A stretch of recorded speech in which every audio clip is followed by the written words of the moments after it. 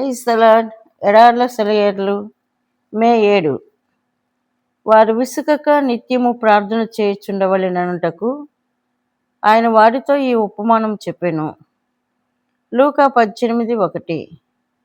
విసుగు పుట్టి ప్రార్థన చేయడం మానుకోవడం అనేది క్రైస్తవ జీవితంలో అన్నింటికంటే అతి భయంకరమైన శోధన. మనం ఒక విషయం గురించి ప్రార్థన చేయడం మొదలు పెడతాము. ఒక రోజు, ఒక వారము, మహా అయితే ఒక నెల రోజులు దేవుడికి విన్నవించుకుంటాము. ఏదీ ఖచ్చితమైన సమాధానం రాకపోతే విసిగెత్తి ఇక బొత్తిగా ప్రార్థించడమే మానుకుంటాము. ఇది చాలా ప్రమాదకరమైన పొరపాటు. ఇది ఆరంభ శూరత్వం. కనిపించిన ప్రతి పని మొదలుపెట్టి ఏదీ పూర్తి చేయలేని పరిస్థితి. ఇది జీవితం నాశనం కావడానికి హేతువు. కార్యాన్ని మొదలుపెట్టి పూర్తి చేయకుండా వదిలేసే పద్ధతిని అలవాటు చేసుకున్న వ్యక్తి పరాజయాలను అలవాటు చేసుకుంటున్నాడన్నమాట.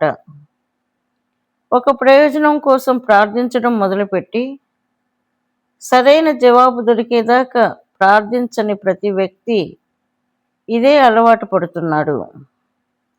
ప్రార్థనలో విసుగు చెందడం అంటే ఓడిపోవడం. ఈ ఓటమి ప్రార్థన అంటే అనాసక్తి, విశ్వాసం లేకుండా చేస్తుంది.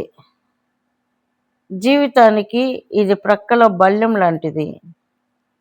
అయితే కొందరు అడుగుతారు, ఎంతకాలం ప్రార్థన చేయాలి? కొంతకాలం చేశాక ఇక దేవుడి చేతిలో ఆ విషయాన్ని వదిలి ఆయనకి మొరపెట్టడం మానేయాలి కదా. దీనికి ఒకటే సమాధానం. మీరు అడిగిన విషయం మీకు దొరికేదాకా ప్రార్థించాలి. లేక అది దొరుకుతుంది అన్న నిశ్చయిత మీ హృదయంలో కలిగేదాకా ప్రార్థించాలి. మనం దేవుని సన్నిధిలో గోజాడదాన్ని ఈ రెంటిలో ఏదో ఒకటి జరిగేదాకా ఆపకూడదు. ఎందుకంటే ప్రార్థన అంటే కేవలం దేవుణ్ణి అడగడం మాత్రమే కాదు, అది సైతానుతో పోరాటం కూడా. ఎందుకంటే ఈ పోరాటంలో దేవుడు మన ప్రార్థనలను సైతానికి వ్యతిరేకమైన ఆయుధంగా వాడుతున్నాడు. కాబట్టి ఎప్పుడు ప్రార్థన చేయడం ఆపాలో నిర్ణయించవలసింది దేవుడే. మనకి ఆ హక్కు లేదు. జవాబు వచ్చేదాకా లేక జవాబు వస్తుందన్న నిశ్చయిత కలిగేదాకా మన ప్రార్థనలను ఆపే అధికారం మనకు లేదు. మొదటి సందర్భంలో అయితే సమాధానం మన కంటికి కనిపించింది గనుక ప్రార్థించడం మానేస్తాము. రెండో సందర్భంలో అయితే సమాధానం వస్తుందని నమ్ముతాము గనుక మానేస్తాము.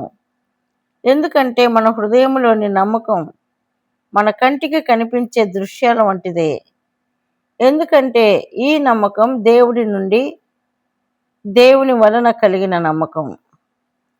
మనం ప్రార్థనా జీవితంలో అనుభవజ్ఞులమవుతున్న కొద్దీ దేవుడిచ్చే నిశ్చయిత ఎలాంటిది అనే విషయాన్ని మరింతగా గుర్తుపడుతుంటాము. ఆ నిశ్చయితను ఆధారం చేసుకుని ఎప్పుడూ నిశ్చింతగా ఉండవచ్చు. లేక ఎలాంటి పరిస్థితుల్లో మన ప్రార్థనని కొనసాగించాలి అనే సంగతి మనకు అర్థమవుతుంది. దేవుని వాగ్దానాల మజిలీలో వేచి ఉండండి.